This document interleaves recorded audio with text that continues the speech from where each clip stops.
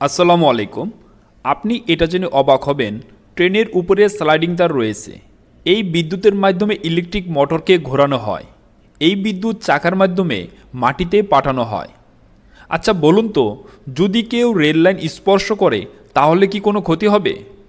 আজকের এই ভিডিওর মাধ্যমে আমরা জানার চেষ্টা করব ইলেকট্রিক ট্রেন কিভাবে কাজ করে, কোন যন্ত্রাংশের কি কাজ এবং মূল ইঞ্জিনিয়ারিং কী।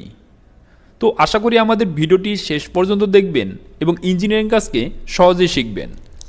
উপরের ইলেকট্রিক লাইন হতে বিদ্যুৎ সংগ্রহ করে একটি সিঙ্গেল ফেজ ইন্ডাকশন মোটরকে দেওয়া হয়। প্রতিটি মোটরের সাথে এমন রোটর থাকে, এগুলো চাকার সাথে সংযুক্ত করে মোটর থেকে একটি তার এক্সেল ব্রাশের মাধ্যমে চাকার সাথে সংযুক্ত থাকে। এক্সেল ব্রাশগুলি ঘূর্ণায়মান চাকার সাথে লাগানো হয়েছে। উপরের লাইন হতে বিদ্যুৎ মোটরে, তারপর চাকায়, সর্বশেষ রেল লাইনে যায়। এখন আপনার মাথায় প্রশ্ন আসতে পারে, বিদ্যুৎ কেন রেল লাইনে পাঠানো হয়? আমরা জানি একটি ইলেকট্রিক মোটরকে ঘোরানোর জন্য দুটি তার প্রয়োজন, একটি ফেজ এবং আরেকটি নিউট্রাল। ইলেকট্রিক ট্রেন লাইনের উপরে একটি তার থাকে যা ফেজ তার, যা মোটরের সাথে সংযুক্ত করা হয়। আর মোটরের জন্য যে নিউট্রাল তার দরকার সেটাকে রেল লাইনের ট্র্যাকের সাথে সংযুক্ত করে দেওয়া হয়। ফলে ফেজ এবং নিউট্রাল পাওয়ার ফলে মোটর ঘুরতে থাকে। যদি কোনো ব্যক্তি এই রেল লাইন স্পর্শ করে তাহলে শক করবে না, কারণ কিছু দূর পর পর রেল লাইনের সাথে আর্থিং করে গ্রাউন্ড করা হয়। যাই হোক, এই ডিজাইনকে আরও উন্নত করে ওভারহেড লাইনে 25,000 ভোল্ট ব্যবহার করা হয়, যা একটি উচ্চমানের ভোল্টেজ। মোটর চালানোর জন্য কম ভোল্টেজের প্রয়োজন, এই কারণে স্টেপ ডাউন ট্রান্সফরমার ব্যবহার করা হয়, যার মাধ্যমে ভোল্টেজকে কমানো হয়। ওভারহেড লাইন থেকে পাওয়ার সাপ্লাই একটি স্টেপ ডাউন ট্রান্সফরমারের প্রাইমারি কয়েলের এক প্রান্তে লাগানো হয়, আর ট্রান্সফরমারের প্রাইমারির দ্বিতীয় প্রান্ত চাকার মধ্য দিয়ে রেল লাইনে পাঠানো হয়। এখন সার্কিট সম্পন্ন হয়েছে। তারপর পেছনে দেখতে পাচ্ছেন ট্রান্সফরমারের সেকেন্ডারি ওয়াইন্ডিং। এখানে ভোল্টেজ কমে যায়, সেই ভোল্টেজকে মোটরে দেওয়া হয়। কিন্তু এই ভারী ট্রেনকে চালানোর জন্য হাই টর্ক মোটর ব্যবহার করা উচিত। আমরা জানি মোটর দুই ধরনের হয়ে থাকে, একটি সিঙ্গেল ফেজ এবং আরেকটি থ্রি ফেজ। এই ক্ষেত্রে থ্রি ফেজ ইন্ডাকশন মোটর খুবই শক্তিশালী। আমরা থ্রি ফেজ ইন্ডাকশন মোটর ব্যবহার করব, তবে এই মোটরকে চালানোর জন্য বিদ্যুতের 3টি তার লাগবে। কিন্তু এই থ্রি ফেজ ব্যবহার করার ফলে খুবই ব্যয়বহুল হবে, অর্থাৎ খরচ বেশি পড়বে, অত্যন্ত অপ্রয়োজনীয়। এই জন্য একটি রেকটিফায়ার এবং একটি ইনভার্টার ব্যবহার করা হয়, যার জন্য একটি ফেজ দিয়ে থ্রি ফেজের কাজ করা যায়। অর্থাৎ এই সিস্টেম দিয়ে সিঙ্গেল ফেজকে থ্রি ফেজে রূপান্তর করা হয়। প্রথমে ট্রান্সফরমার দিয়ে ভোল্টেজ কমানো হয়, তারপর সেই বিদ্যুৎ রেকটিফায়ারে পাঠানো হয়। রেকটিফায়ারের কাজ হলো এসি কারেন্টকে ডিসি কারেন্টে রূপান্তর করা। তারপর ইনভার্টার ডিসি পাওয়ারকে থ্রি ফেজ এসি পাওয়ারে রূপান্তর করে। এই থ্রি ফেজ ইন্ডাকশন মোটর এখন রেল লাইন দিয়ে চলার জন্য প্রস্তুত। আমরা যদি একটি গিয়ার সংযুক্ত করি তাহলে শক্তি আরও কয়েকগুণ বাড়াতে পারি। ছোট গিয়ার মোটরের সাথে সংযুক্ত করি এবং বড় গিয়ার চাকার সাথে সংযুক্ত করি। এখন আমরা দেখব কিভাবে শক্তি বাড়ানো যায়। দুটি গিয়ার একসাথে সংযুক্ত করি। বড় গিয়ারের দাঁতের সংখ্যা 32টি, ছোট গিয়ারের দাঁতের সংখ্যা 16টি। এর মানে হলো ছোট গিয়ার দুবার ঘুরলে বড় গিয়ার ঘুরবে মাত্র একবার। তবে বড় গিয়ার স্পিড কম হলেও দ্বিগুণ শক্তি পাবে।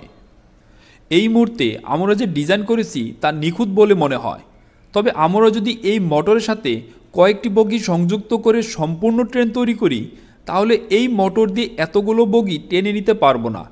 এই সমস্ত বগি টেনে আনার জন্য পর্যাপ্ত শক্তি দরকার। ইঞ্জিন আরও শক্তিশালী করার জন্য আরও কয়েকটা মোটর ব্যবহার করি। একটি ইঞ্জিন বগিতে 3টি মোটর ব্যবহার করা হয় এবং এদের সাথে 3 জোড়া চাকা লাগানো হয়। এই রকম আরও একটি ইঞ্জিন বগি তৈরি করা হয়। এখানে মোট 6টি মোটর আছে। প্রতিটি মোটরের সাথে অবশ্যই গিয়ার লাগাতে হবে। সর্বশেষ আমরা transformer, rectifier, inverter, motor, gear ইত্যাদি দিয়ে সম্পূর্ণ একটি ইঞ্জিন তৈরি করতে সক্ষম হয়েছি। এখন আপনার ইচ্ছামতো ডিজাইন করতে পারেন। আমি প্রথমে বিদ্যুতের লাইনে এরকম সিম্পল ডিজাইন করেছিলাম, কিন্তু একটি ঝুলন্ত তার সব জায়গায় সমান উচ্চতায় থাকতে পারে না, কোনো জায়গায় উঁচু আবার কোনো জায়গায় নিচু হয়ে থাকে। এই পদ্ধতি ব্যবহারিক নয়। সঠিকভাবে বিদ্যুৎ পাওয়ার জন্য প্যান্টোগ্রাফ ব্যবহার করা হয়। একটি আধুনিক প্যান্টোগ্রাফ দেখতে এমন হয়। দেখুন এটি কিভাবে কাজ করে। তারটি যখন ঝুলন্ত অবস্থায় থাকে প্যান্টোগ্রাফ নিচের দিকে ঝুলে যায়, আবার তার যখন উপরের দিকে থাকে প্যান্টোগ্রাফ উঁচু হয়। প্যান্টোগ্রাফ তারকে সব জায়গায় স্পর্শ করতে পারে। যদি কোনো কারণে প্যান্টোগ্রাফ তার থেকে সংযোগ হারিয়ে ফেলে তাহলে উচ্চ গতির কারণে ট্রেন বিদ্যুৎ ছাড়াই চলতে পারে। আসুন প্যান্টোগ্রাফের সম্পূর্ণ মেকানিজম ভালোভাবে বুঝি। এরকম 4টি বার থাকে, প্রতিটি বার আলাদা সাইজের হয়ে থাকে। এই সবুজ বারটিকে ঘড়ির কাঁটার দিকে ঘুরিয়ে দেখি উপরের দিকে উঠে যায়। একটা জিনিস খেয়াল করবেন, উপর থেকে নিচের দিকে যেতে ছোট হলুদ বারের অ্যাঙ্গেল পরিবর্তন হয়। এই হলুদ বারের দৈর্ঘ্য লম্বা করি, উপরে তামার তৈরি কালেক্টর হেড সংযুক্ত করি। এখন তারকে স্পর্শ করতে পারলেই মোটর ঘুরবে। প্রশ্ন থাকতে পারে এগুলো কিভাবে উপরে নিচে যায়। এখানে দেখতে পাচ্ছেন একটি স্লাইডার রয়েছে, এর ভিতর পিস্টন থাকে। প্রচণ্ড প্রেসারে বাতাসের চাপকে কাজে লাগিয়ে পিস্টনকে ধাক্কা দেওয়া হয়।